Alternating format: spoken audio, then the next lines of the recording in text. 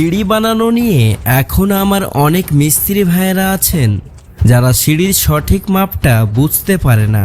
তাদের উদ্দেশ্যে আজকের এই ভিডিওটি সম্পূর্ণ দেখার অনুরোধ রইল।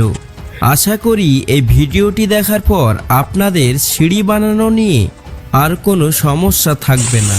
তো চলুন বন্ধুরা, দেখে নেওয়া যাক কিভাবে একটি সিঁড়ির সঠিক মাপ নিতে হয় এবং নির্ভুলভাবে সিঁড়িটি তৈরি করতে হয়।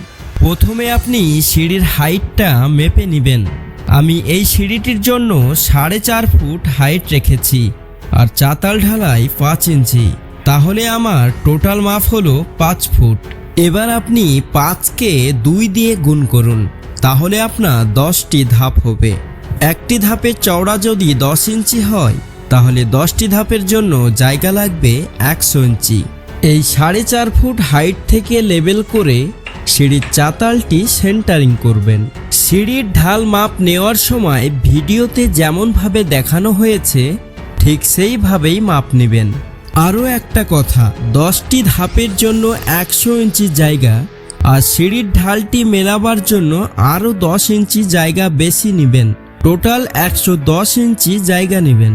এই জায়গাটি খুব ভালোভাবে দেখুন বন্ধুরা, আমি একদিকে 10 ইঞ্চি সেন্টারিং কম করেছি এবং আরেকদিকে 10 ইঞ্চি বেশি। ঠিক এইভাবে আপনারাও করবেন।